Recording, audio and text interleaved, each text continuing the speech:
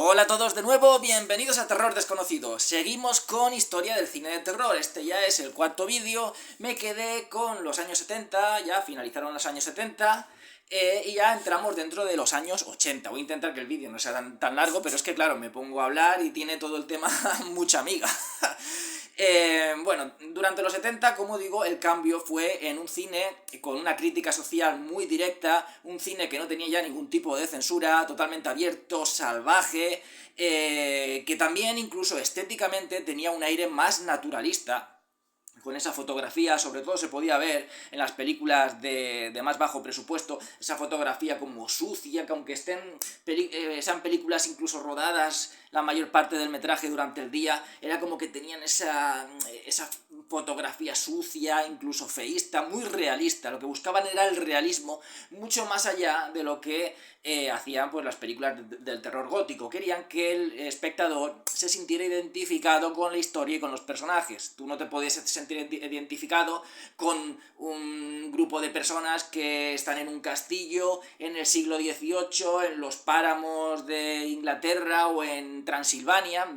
No, sin embargo, si veías una zona rural, si veías una ciudad, un piso, una casa de campo, en la actualidad, con gente ya sea joven o más mayor, pero bueno, eran lugares en los que tú te podías sentir más identificado. Habían trasladado el terror desde esa perspectiva un poco como de cuento macabro a la actualidad y a intentar darle un realismo siempre envuelto como en un tono de pesadilla. Es a la vez que eso sucede muy bien reflejado en La Matanza de Texas. Es a la vez muy realista, casi documental podríamos decir, pero por otro lado también tiene ese toque de pesadilla. Es como una pesadilla realista. Como que la realidad, como dicen muchas veces, supera a la ficción, supera a la peor de las pesadillas. Surgieron, ya digo, estaba el fenómeno de los giallos en Italia, que se extendió también por el resto de Europa y el resto del mundo, el fantaterror en España, que al final iba picando de aquí y de allá, pero introduciendo pues más erotismo y más sangre.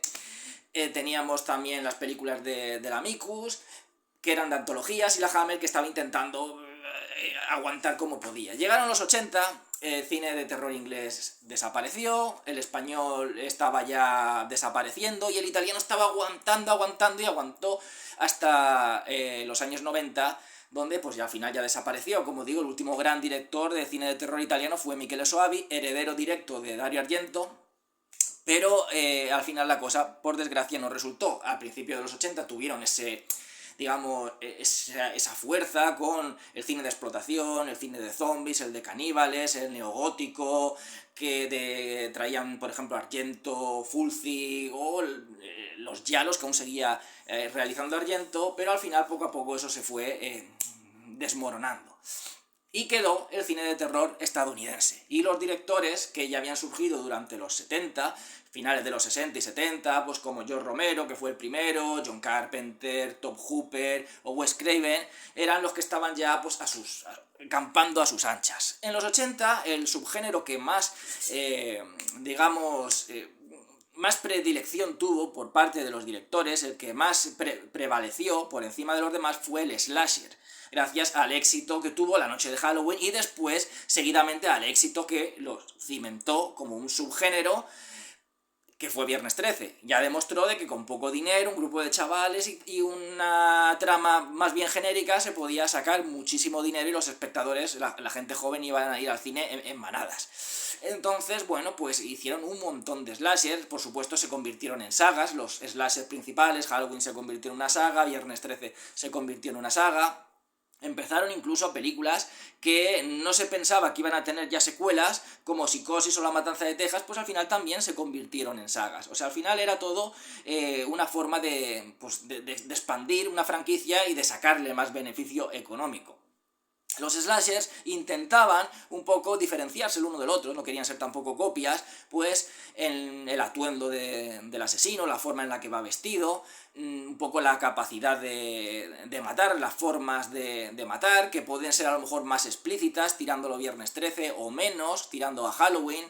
ser más contenidos, creando un suspense que va increciendo, que va más en la onda de Halloween, o bien pues más matanza, efectos especiales prácticos, sangre, que iba más en la onda de Viernes 13, y surgieron un montón de slashers muy buenos, como es El Tren del Terror, como es San Valentín Sangriento, como es El Asesino de Rosemary, como es La Quema, Manía, que sería como una slasher dentro de lo que es el underground neoyorquino. Y luego otros slashers que quizás no son tan conocidos, pero que a mí me encanta, como es Noche Infernal o Cumpleaños Mortal. Y bueno, pues cada uno intentaba pues poner como su granito de arena para hacer algo diferente. Si bien el Tren del Terror pues era un asesino que cambiaba de disfraz, era como un mago, teníamos el tren, un lugar cerrado, estrecho, donde pues el asesino puede esconderse en cualquier lugar. Luego pues la de Noche Infernal volvíamos a un castillo, rollo pues gótico, pero dentro de lo que es el tema slasher, con adolescentes y el asesino psicópata. Y bueno, pues fue el género, como digo, el subgénero que más proliferó, sentando unas bases que comenzó John Carpenter, la chica pura y virginal como símbolo del bien, y los pecadores, que son los amigos que toman droga, fuman porro, beben alcohol, mantienen relaciones esporádicas por aquí y para allá. Entonces es como que eso era el pecado, el simbolismo del pecado, que sería castigado por el mal, representado en forma de asesino en serie. Al final era un combate entre el bien y el mal, entre el asesino psicópata representando el mal y la Final Girl representando el bien. Y todo esto, que comenzó con Halloween, se fue cimentando sobre todo con la saga de Viernes 13. Pero aparte de slasher también había otro tipo de películas. Los 80 fueron una época muy prolífica en cuanto a películas de terror. Lo primero que tenemos, que hubo una especie de moda del cine de los años 50, hacer como películas, remakes de películas de los años 50. Era lo retro en aquella época, igual que lo retro ahora es lo de los 80, 70, 80, incluso ya abarcamos los 90 como época retro para rememorar. Pues en los 80 lo que se rememoraba era el cine de los años 50. Entonces se hicieron remakes de aquellas películas como Invasores de Marte, que dirigió Top Hooper. Se hizo la película esta de... a ver si lo digo. Bueno, esta era de finales de los 70, no era de los 80, pero me entra también, me cuadra con lo que estoy comentando, que es La invasión de los ladrones de cuerpos, de Philip Kaufman, que era el remake de la película de Don Siegel, que estaba basada en la novela de Jack Finney. Entonces era como que habían aprovechado que ahora había una mejora en los efectos especiales. Entonces dice, bueno, vamos a coger esas películas que en los años 50 no tenían esa capacidad a nivel técnico o a nivel de efectos especiales, y hacerlas de nuevo con más presupuesto, con mejores efectos especiales, renovarlo todo. Entonces se hicieron remakes buenísimos, como ya he mencionado, La invasión de los ladrones de cuerpos. A mí, aunque me encanta la de Don Siegel, me gusta más la película de Philip Kaufman. Luego también se hizo el remake de La Mosca, también película de los años 50, buenísima, pero se hizo el remake de David Cronenberg, que es absolutamente fabuloso, con unos efectos especiales prácticos impresionantes. Y sobre todo el remake del Enigma de Otro Mundo, la de Christian Neeve y Howard Hawks, que dirigió John Carpenter y que se tituló La Cosa, que era el título original de la película del Enigma de Otro Mundo. Una película absolutamente fabulosa, una obra maestra, la película con mejores efectos especiales del cine de terror, efectos especiales que aún hoy día los ves y flipas, nada que ver con esa precuela que salió creo que en el 2010 o en el 2011, que no valía absolutamente nada, con efectos especiales por CGI, que son absolutamente aberrantes. Esta es una película que, ya digo, yo hice un vídeo incluso hablando de las 3 películas con mejores efectos especiales, y dije, La Cosa, que sería la que mejores efectos especiales tiene, esas transformaciones de las criaturas, hizo un remake que tenía la esencia del original, pero era totalmente diferente. Entonces es la primera. Luego también pondría La Mosca de David Cronenberg, esa transformación poco a poco, que es como una especie de metáfora de la enfermedad y la degeneración que causa la enfermedad, la vejez, en forma de historia de amor aberrante, muy a lo body horror de David Cronenberg, que estaba también con el tema del body horror en sus películas canadienses, con Viniero de Dentro de, Rabia, Videodrome, esta Cromosoma 3... Y aquí ya venía pues con un gran presupuesto y lo plasmó todo en la que es su mejor película para mí, que es La Mosca.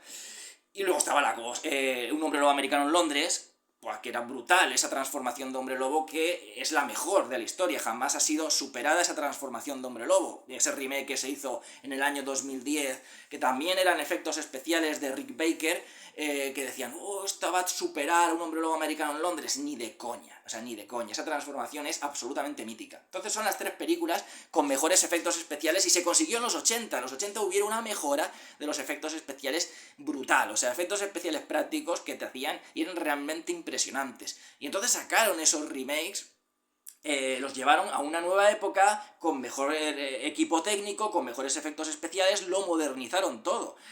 Y luego también, al igual que hizo George Romero con La Noche de los Muertos Vivientes, que cogió el zombie de la mitología de Haití, el de la superstición, y lo trasladó, digamos, al zombie moderno, al que hoy día todos conocemos, ese zombie caníbal. O sea, creó un nuevo personaje de un personaje que ya estaba, lo modernizó. Pues también se hizo en los 80 una modernización de personajes de terror clásicos. Se modernizó al Hombre Lobo, con un Hombre Lobo americano en Londres, con aullidos, en compañía de lobos, lobos humanos, que aunque no toca mucho el tema de la licantropía, pero bueno, más o menos se podría meter en el saco. Miedo Azul también, una película que está muy chula, a mí me encanta, no es tan conocida como las otras, pero está basada en una novela de Stephen King. Se modernizó el tema de los vampiros, con Noche de Miedo, con Jóvenes Ocultos, con esta de Viajeros de Medianoche. Y el cine, por ejemplo, de fantasmas, con Al final de la escalera, que cogía el legado de The Innocents, o las películas de Casas Encantadas, que ya comenzó ese legado moderno con Amityville y lo siguió con Poltergeist, que era el legado que traía la película de Robert Wise, The Haunting. Entonces todo eso, como digo, con más presupuesto, con mejores efectos especiales, se hizo en los 80.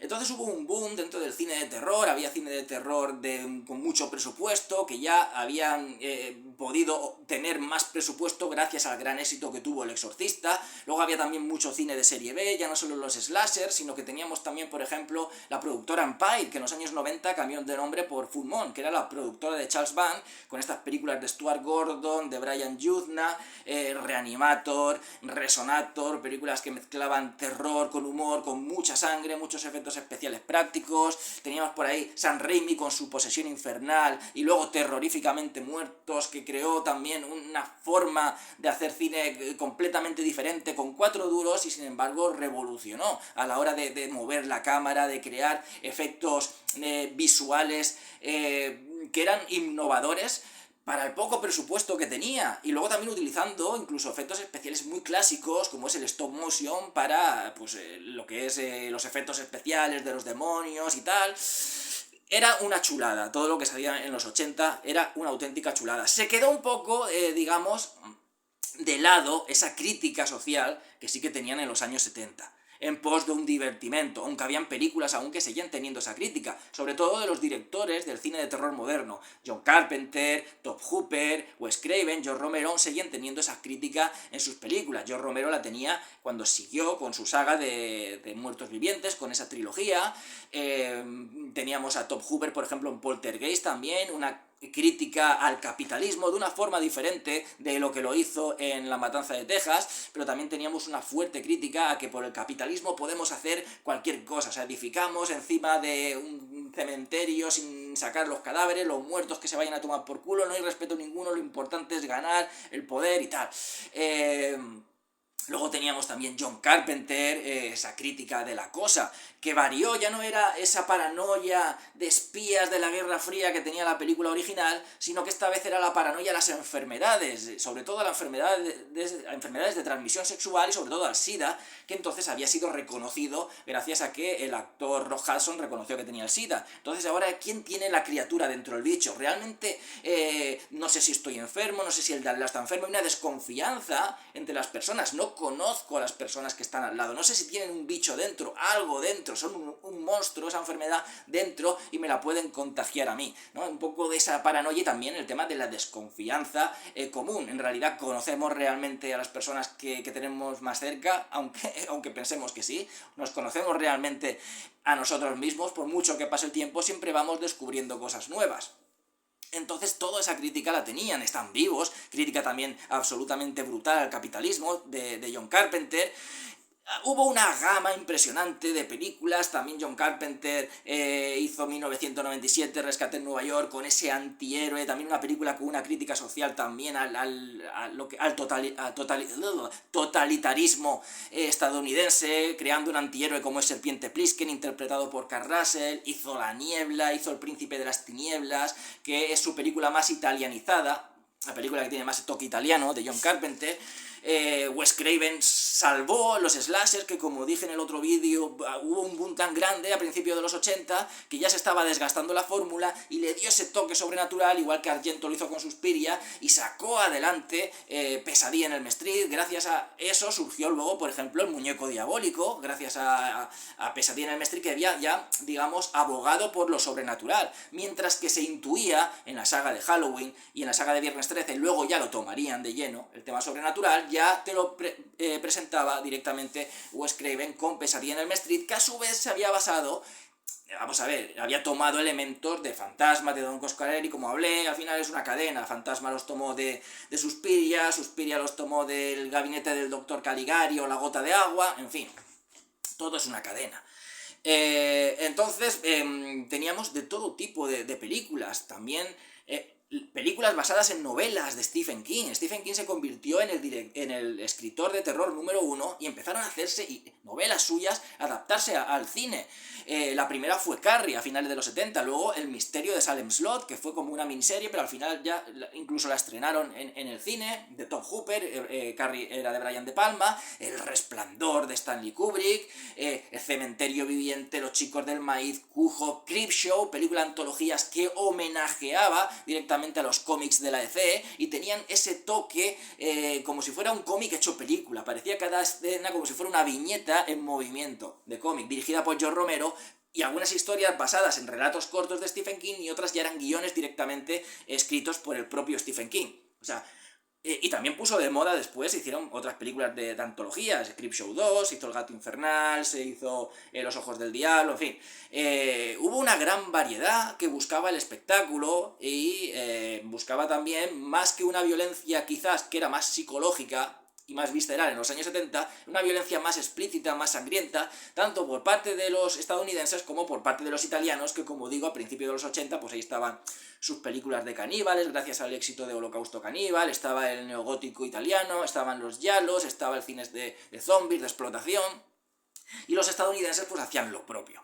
Clive Barker, gracias al éxito que tuvo las películas que se adaptaban de obras de Stephen King, pues salió a la palestra Clive Barker también, y dirigió su primera película después de que se hubieran hecho un par de películas basadas en historias suyas, como fue Rawhead Rex. Dirigió el Hellraiser, que tuvo un éxito realmente brutal.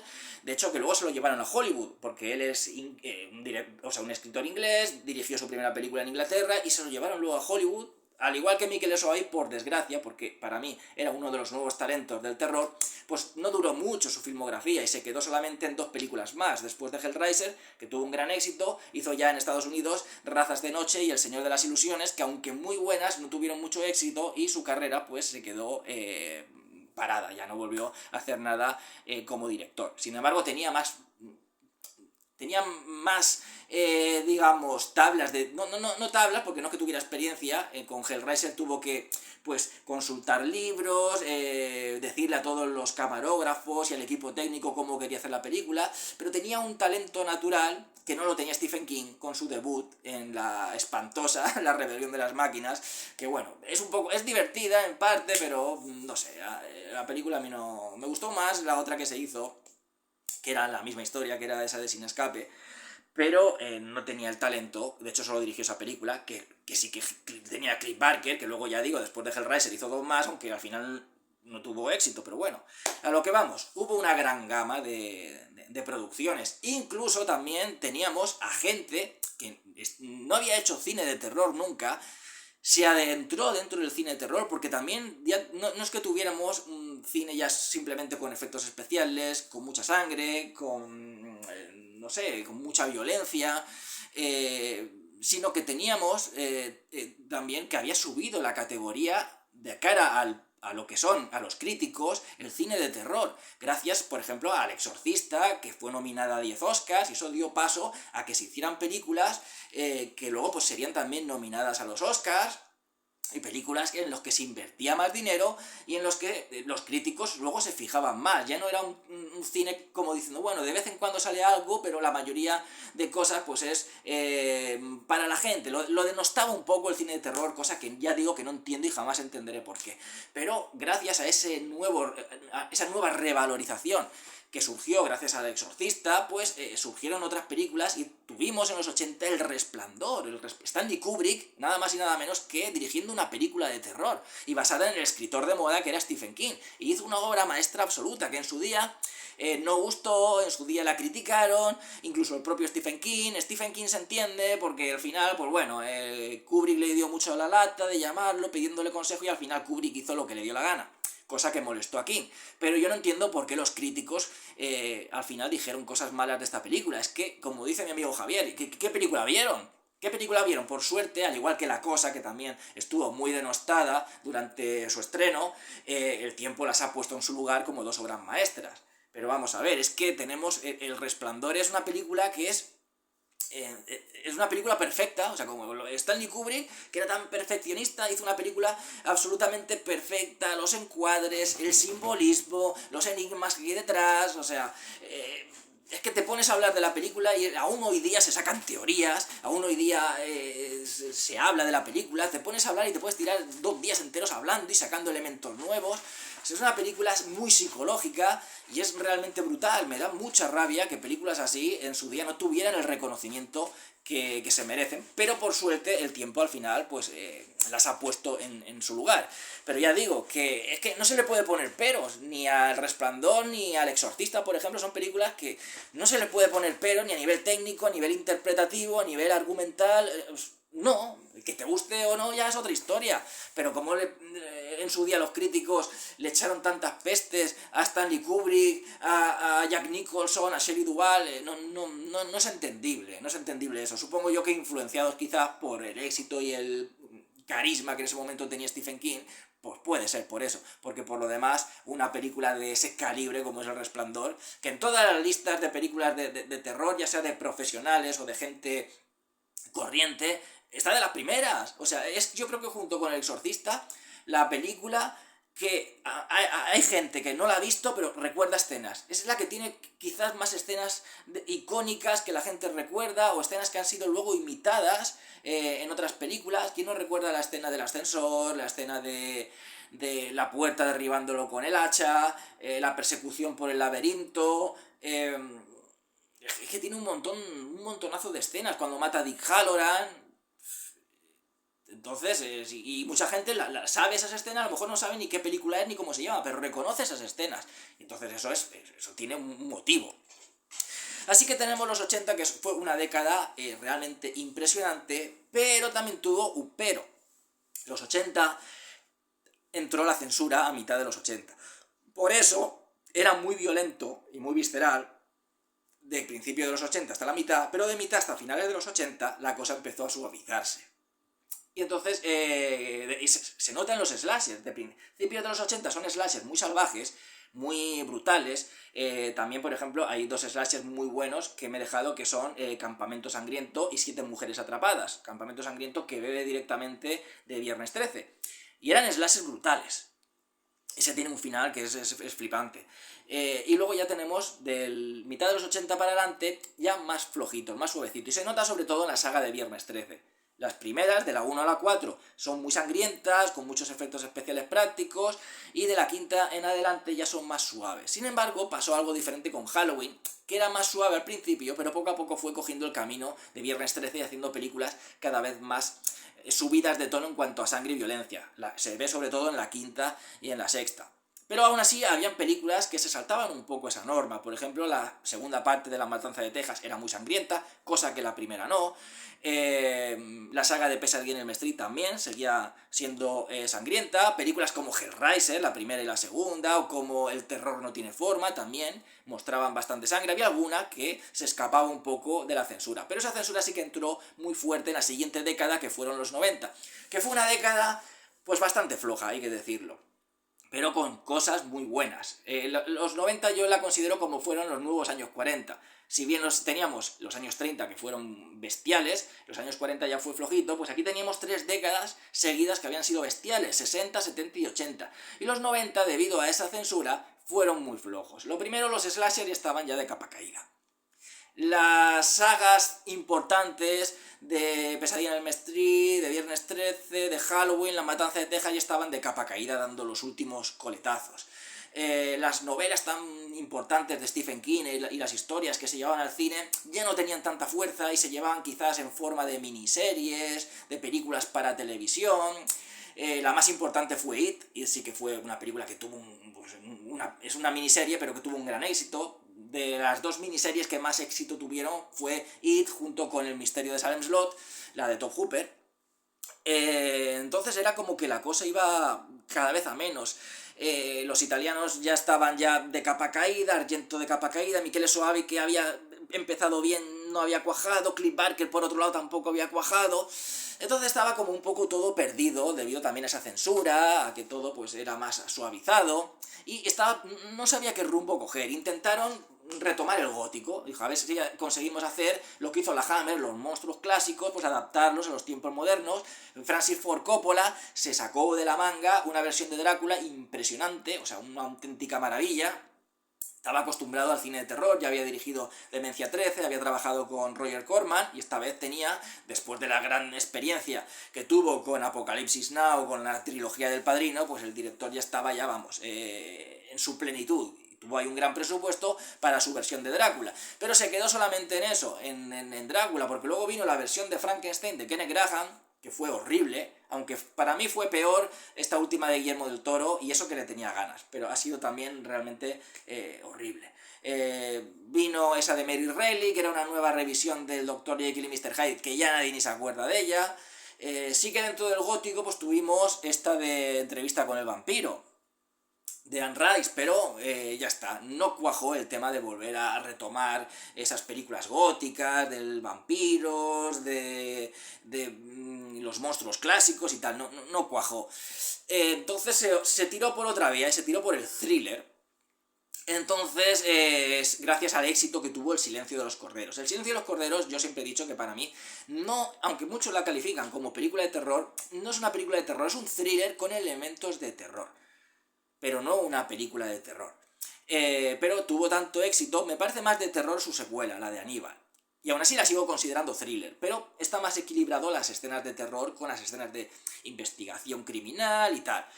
Pero tuvo tanto éxito, es una obra maestra, se llevó también 7 Oscars, pedazo película, pedazo interpretación de Anthony Hopkins, Aníbal Lecter, en tan poco tiempo como se come la pantalla.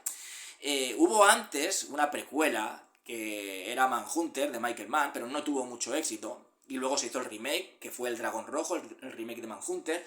Pero gracias al Silencio de los Corderos, pues tomaron un poco la vía del thriller, y David Fincher hizo la película esta de Seven, que es así, que es un thriller en estado puro, y gracias al éxito de Seven, ese thriller de investigación, de analizar la escena de un crimen, lo que luego vimos también en series como CSI, pues se puso de moda. Películas como Copycat, películas como Postmortem, como Resurrection, como Fallen, tirando ya en rollo como más sobrenatural, que Fallen bebía mucho, por ejemplo, del Exorcista 3, Legión, al igual que también lo hacía Seven, o incluso El Silencio de los Corderos, porque también tenía muchos elementos de thriller esa película. Se desviaba bastante de lo que era el tema del Exorcista, y me parece una película muy infravalorada, porque es buenísima, pero por desgracia siempre estará bajo la sombra del Exorcista de William Friedkin. Entonces se tiró por el tema del thriller, pero el terror era como que no cogía su sitio. También estaban los thrillers eróticos, gracias al éxito de Instinto Básico, de Paul Verhoeven, y luego teníamos Acosada, teníamos la de Análisis Final, Nunca hables con extraños, El color de la noche. Era todo thriller, y el cine de terror estaba ahí pues un poco perdido. Hasta que llegó en el año 96 Wes Craven, y de nuevo, por segunda vez, resucitó el cine de terror. O sea, los grandes maestros del terror moderno estadounidense pues aún seguían ahí, aún seguía John Carpenter, aún seguía Tobe Hooper, aún seguía George Romero, pero no tenían los éxitos que tenían en un principio. Entonces, hasta que llegó Wes Craven y resucitó el slasher, lo mismo que hizo en los 80 con Pesadilla en Elm Street, lo hizo en los 90 con Scream, Vigila quien llama, utilizando mucho el elemento del metacine, cine dentro del cine, que eso ya lo había utilizado previamente con la nueva Pesadilla de Wes Craven, e incluso se había visto ya en algunas entregas de Viernes 13. Pero Wes Craven lo hizo de una manera muy inteligente, estos directores hacían un cine muy inteligente, y entonces era como que decía, era un planteamiento nuevo del slasher, era como que te hacía participar en la película, ya no solo por el juego ese macabro del asesino que llama y te pregunta sobre cine de terror, a ver qué es lo que entiendes de cine de terror, sino que hacía que los personajes te identificaras con ellos porque eran como tú, eran conocedores del cine de terror, eran conocedores de los slashers, sabían las normas de los slashers, sabían lo que tenían y lo que no tenían que hacer. Entonces era como en plan de, bueno, eso te da alguna ventaja o a lo mejor no te sirve absolutamente para nada, pero ya te ponías en el plan de ellos, ya eran ellos conocedores, por eso el juego del metacine, de que estaban dentro de un slasher y que si hacían ciertas cosas podrían acabar muertos y si hacían otras pues a lo mejor podían sobrevivir. Y eso fue una especie de pelotazo, de que aparte de que el hecho de que el asesino pudiera ser cualquiera, un whodunit, y en cada película pudiera ser cualquiera, pues también le dio ese toquecillo también a lo giallo, que homenajeó mucho en la segunda parte, de que, bueno, pues cualquiera puede ser el asesino, te puedes poner en la piel de las víctimas o, si quieres fantasear, incluso en la piel del asesino. Entonces tuvo un gran éxito, cosa que revitalizó el slasher. Gracias al éxito de Scream, pues vinieron Sé lo que hicisteis el último verano, Leyenda Urbana, Cherry Falls, un San Valentín de muerte, pero aparte también el género en sí pues se fue revitalizando. Y entonces surgieron ese boom del slasher, pues tuvo también su época de unos años hasta principios de los 2000, pero pues gracias a esa revitalización del género, pues surgió El Sexto Sentido de M. Night Shyamalan y Al final de la escalera, que cogían los elementos del cine de fantasmas, y El último escalón, perdón, que cogían los elementos de fantasmas de Al final de la escalera, el cine de terror oriental, con la película esta de Ringu, el cine de terror japonés. Luego el cine de Found Footage con el proyecto de La Bruja de Blair, que no era la primera película Found Footage que se hacía, ni la primera que tuvo ese marketing como fraudulento, de tal, que eso ya lo había tenido pues Holocausto Caníbal, que hasta llevaron a juicio a Ruggero Deodato. Pero sí que es verdad que era la primera vez que se utilizaba internet, no es como ahora que todo el mundo pues sabe internet cómo va y sabe lo que puede ser más verdadero, más falso, pues en aquella época todo el mundo más o menos se creyó lo de La Bruja de Blair. Entonces abrió un camino que empezó, ya digo, con Wes Craven y su Scream Vigila quien llama, es que era el camino hacia el nuevo siglo que entraba, hacia el siglo XXI, que fue lo que comentaré, que será lo que comentaré en el próximo vídeo, porque ya llevo un poquito más de media hora, pero bueno, aún así ya digo que siendo una época, los 90, un tanto rara, ¿no? Tenemos que se recuperó a mitad de los 90, del 96 hacia adelante, gracias a Wes Craven, a una revitalización de los slashers y a que surgieron pues otras películas de terror que empezaban a tomar otras vías. Pues hubieron joyas dentro de lo que es esa etapa del 90 al 96. O sea, ahí está Candyman, basada en una historia de Cliff Barker también, está, como digo, la miniserie de It, tenemos el Drácula, por supuesto, de Coppola, tenemos Entrevista con el vampiro, tenemos películas quizás no tan conocidas, pero que a mí me gustan mucho, como El gato infernal, como Los ojos del diablo, tenemos la que para mí es mi mejor, la película, la mejor... ¿Cómo me mi película de terror favorita, de John Carpenter, En la boca del miedo, o sea, una película que sin estar basada en una historia de Lovecraft, es la película más Lovecraftiana que jamás se ha hecho.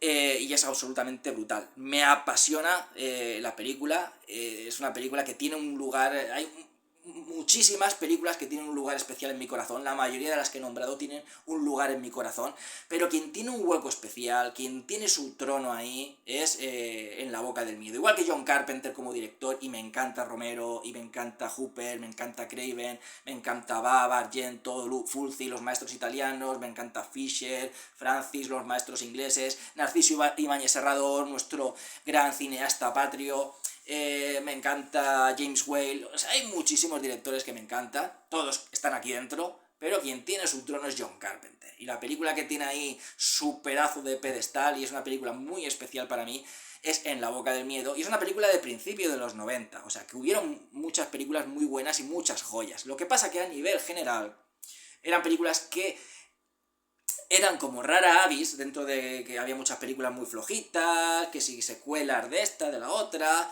y eran películas que pasaban, no sé, como no desapercibidas, porque eran conocidas, pero que eran muy flojas, ¿no? Al final se acababan la gente pues pasando de ellas. Y entonces estas películas que nombro, exceptuando algún caso, como es el caso de It o el caso de Candyman, pues eran películas que pasaban desapercibidas, aunque tenían una gran calidad, pasaban desapercibidas, y siempre se han quedado pues en la mente del cinéfilo pues más apasionado del cine de terror, que las ha rescatado y dice, ahí están esas joyas y esas auténticas maravillas. Pero a nivel general pues era una época pues bastante floja, y luego ya pues Craven, gracias a Scream, pues tiró pa'lante, revitalizó el slasher y a su manera también se revitalizó el género de terror. Así que nada, ya me queda pues del 2000 hasta la actualidad, y empezaré en el siguiente vídeo a ver hasta qué año acabo. Bueno, espero que os haya gustado el vídeo. Dentro de poco comentaré otra película, dentro de poco seguiré hablando de historia del cine de terror. Bueno, hasta siempre.